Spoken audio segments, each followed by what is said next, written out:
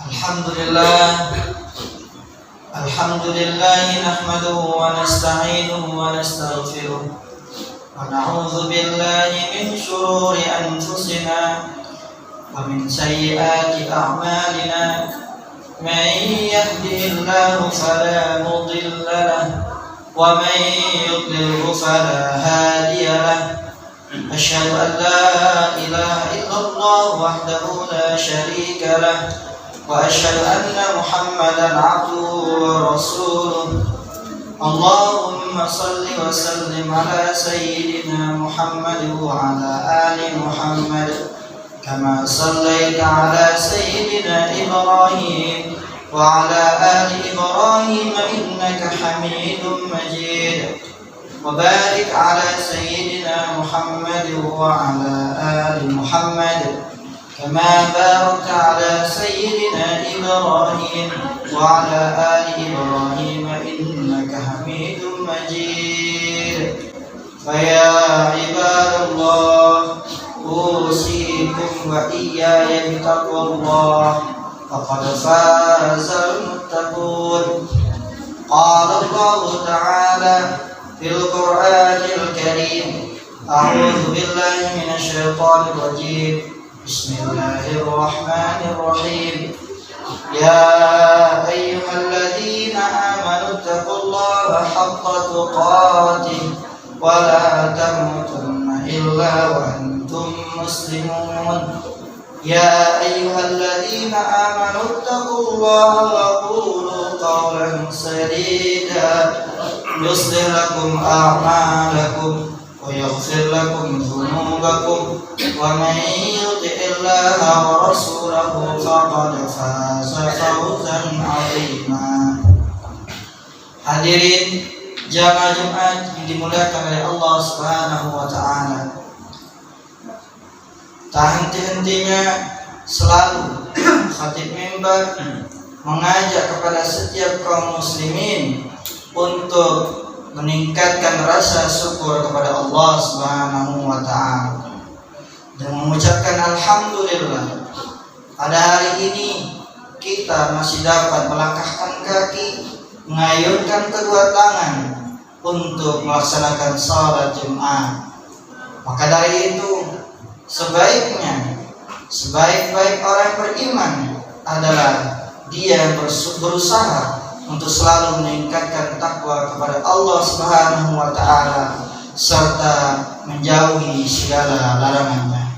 Kita berdoa dan berharap kepada Allah kiranya di sisa umur kita ini kita adalah orang-orang yang bermanfaat yang terus menebarkan kebaikan hingga wafat dalam keadaan husnul khatimah. Amin. Allahumma amin. Salawat dan salam selalu tercurahkan kepada Nabi besar Agung Muhammad sallallahu alaihi wasallam dengan berupaya untuk selalu banyak bersalawat kepada Nabi besar Muhammad sallallahu alaihi wasallam. Kita pula berharap kiranya kelak di akhirat nanti di padang mahsyar begitu rasa takut kita diberi ketenangan untuk mendapatkan syafaat Nabi besar Muhammad sallallahu alaihi wasallam. Hadirin jamaah Jumat yang dimuliakan oleh Allah Subhanahu wa taala. Izinkan kami khatib mimbar pada hari ini menyampaikan sebuah risalah yang bertajuk Perjalanan Nabi Muhammad sallallahu alaihi wasallam Isra Mi'raj, hikmah bagi umatnya. Hadirin jamaah Jumat yang dimuliakan oleh Allah Subhanahu wa taala. Kisah perjalanan Nabi Muhammad sallallahu alaihi wasallam yang dinamakan Isra wal Mi'raj bukanlah suatu cerita yang dikarang-karang, bukanlah berita yang hoax, bukan bercerita yang ada-ada, melainkan sebuah kisah yang benar-benar terjadi yang harus kita imani. Hal ini telah tercantum di dalam Al-Quran. Allah Subhanahu wa taala berfirman di ayat pertama di surah Al-Isra. A'udzu billahi minasy syaithanir rajim. Bismillahirrahmanirrahim. Subhanalladzi asra bi'abdihi laylan minal masjidil haram ilal masjidil aqsa alladzi barakna hawlahu linuriyahu min ayatina innahu huwas samiul basir. Artinya, Maha suci Allah yang telah memperjalankan hambanya yaitu Nabi Muhammad sallallahu alaihi wasallam di suatu malam dari Masjidil Haram menuju Masjidil Aqsa, yaitu tempat yang diberkahi oleh Allah Subhanahu wa taala untuk memperlihatkan kebesaran tanda-tanda Allah Subhanahu wa taala. Sesungguhnya Dia Allah Subhanahu wa taala Maha mendengar lagi Maha melihat. Hadirin jemaah Jumat yang dimuliakan oleh Allah Subhanahu wa taala. Perjalanan Isra dan Mi'raj tertuang juga di dalam hadis yang begitu panjang.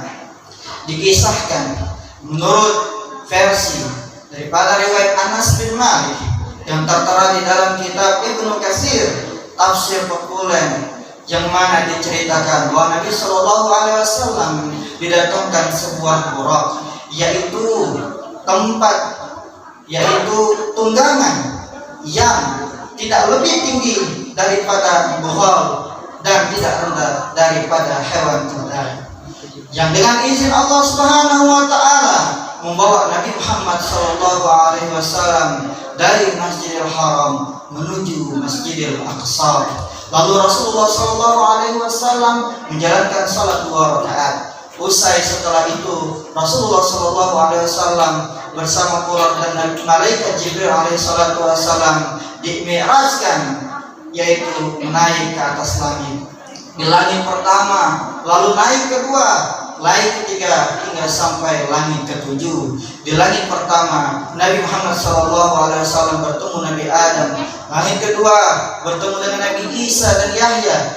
Langit ketiga, Rasulullah SAW bertemu Nabi Yusuf. Lalu kemudian Nabi Idris, lalu bertemu Nabi Harun, lalu kemudian bertemu dengan Nabi Musa, dan terakhir kepada Nabi Ibrahim alaihissalam. Hal ini termaktub dalam kisah yang mana versi pertama yang diriwayatkan Anas bin Malik dari kitab tafsir Ibnu Katsir, hingga sampai Rasulullah SAW naik dari Baitul Ma'mur hingga terakhir di Sidratul Muntaha. Allah Subhanahu wa taala memerintahkan Nabi Muhammad SAW untuk menyerukan kepada umatnya, yaitu menjalankan sholat. Nah, hal inilah yang menjadi dasar kewajiban kita sebagai umat Islam, yaitu mendirikan sholat 5 waktu. Yang mula-mulanya pertama kali Allah Subhanahu wa taala memerintahkan 50 dan hingga sampai pada akhirnya hanya 5 waktu. Faedah daripada 5 ini, Allah juga mengisyaratkan dalam firman bahwa 5 ini dikalikan 10, maka tidak ada perbedaan antara sholat 50 dengan 5 itu, karena 5 akan menjadikan 10. Caranya 5 dikali 10 sama dengan 50 sholat. Jamaah Jumat yang dimuliakan oleh Allah Subhanahu wa taala. Kisah yang mengajarkan kita untuk mengimani hakikat dari perjalanan Isra dan Mi'raj itu, bahwa kita wajib beriman. Dan tak kala Nabi Shallallahu Alaihi Wasallam datang kepada kaumnya, mereka mengingkari perjalanan itu. Mereka bilang bahwa Nabi Muhammad SAW ada berita yang tidak bersumbernya, sebuah kata mustahil yang disematkan kepada Nabi Muhammad SAW tukang bohong. Tapi Allah Subhanahu wa taala menjadikan Nabi Muhammad SAW seorang al-amin, yaitu terpercaya. Dan hikmahnya adalah Abu Bakar As-Siddiq, orang yang mempercayai betul-betul kisah itu, hingga akhirnya bergelar As-Siddiq. Hadirin jamaah Jumat yang dimuliakan oleh Allah Subhanahu wa taala, di tahun yang sama, di perjalanan Isra dan Mi'raj itu, Rasulullah Shallallahu Alaihi Wasallam sebelum datangnya hadiah yang besar yang tidak pernah terjadi oleh umatnya, bahkan para nabi dan rasulnya, yang hanya terjadi pada Nabi Muhammad Shallallahu Alaihi Wasallam. Pada tahun itu Rasulullah Shallallahu Alaihi Wasallam beliau menerima musibah, yaitu meninggalnya istri Khadijah dan pamannya. Dan pada saat itu, saat meninggalnya pamannya, apa yang terjadi? Rasulullah Shallallahu Alaihi Wasallam sangat sedih, sehingga akhirnya Rasulullah Shallallahu Alaihi Wasallam berdakwah, namun kaumnya tidak meninggal. Hikmah singkat dari perjalanan Rasulullah Shallallahu Alaihi Wasallam tertuang daripada 4 hal ini. Yang pertama yaitu kita wajib beriman tentang Al-Quran. Tidak boleh satupun ayat kita ingkari, karena bila jadi kalau kita mengingkari walau hanya 1 ayat saja, Allah Subhanahu wa Ta'ala akan murka kepada kita. Maka dari itu wajib beriman atas hakikat daripada sumber-sumber Al-Quran, karena itu adalah perjalanan hakikat yang pernah terjadi dan kita sebagai umatnya harus mempercayai. Yang kedua tentang perjalanan, yaitu Rasulullah SAW memerintahkan untuk menjalankan sholat 5 waktu. Nah, jamaah Jumat, kita adalah seorang ayah, kita juga seorang suami. Kita diwajibkan untuk menjaga keluarga kita, untuk selalu menjaga sholat. Maka dari itu, sholat adalah tiang agama. Barang siapa mendirikan sholat, maka dia adalah mendirikan agama.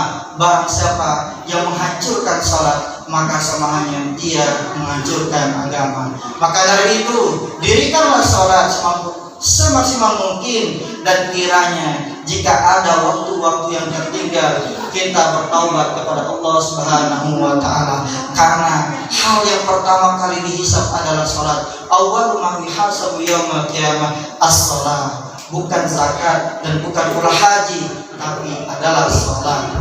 Yang ketiga, di balik musibah yang berat akan mendapatkan hikmah yang besar. Itulah sejarah Nabi Muhammad SAW dan juga kisah hidup kita sehari-hari. Banyak sekali cobaan, tapi insya Allah akan banyak hikmahnya. Mungkin dunia ini terasa sempit, tapi jika kita beriman kepada Allah, hati kita akan lapang.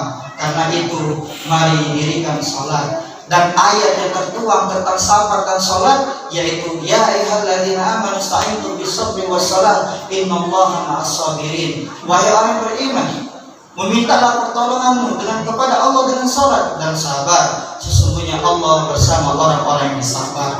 Lalu yang terakhir, dakwah Islam tidak hanya membutuhkan seorang dai, tapi juga peran masyarakat. Maka dari itu, kita dukung dakwah para ulama, kita dukung dakwah para ustaz. Begitu hikmah dari perjalanan Rasulullah SAW. Hal ini adalah hikmah terbesar dalam sejarah Isra wal Mi'raj.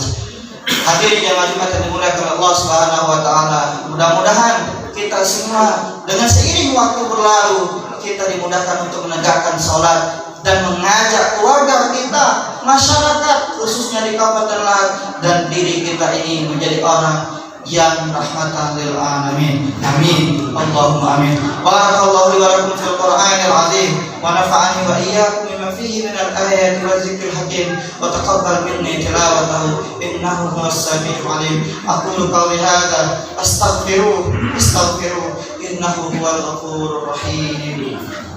Allahumma shalli ala Muhammad wa ala ali sayyidina Muhammad. Alhamdulillah nahmaduhu wa nasta'inuhu wa nastaghfiruh wa na'udzu billahi min shururi anfusina wa min sayyiati a'malina. May yahdihillahu fala mudilla lahu wa may yudlilhu fala hadiya lahu. Asyhadu an la ilaha illallah wahdahu la syarika lahu wa asyhadu anna Muhammadan abduhu wa rasuluh la nabiyya ba'dahu. أوصيكم وإياي بتقوى الله. وقال تعالى يا أيها الذين آمنوا اتقوا الله حق تقاته ولا تموتن إلا وأنتم مسلمون. إن الله وملائكته يصلون على النبي يا أيها الذين آمنوا صلوا عليه وسلموا تسليما.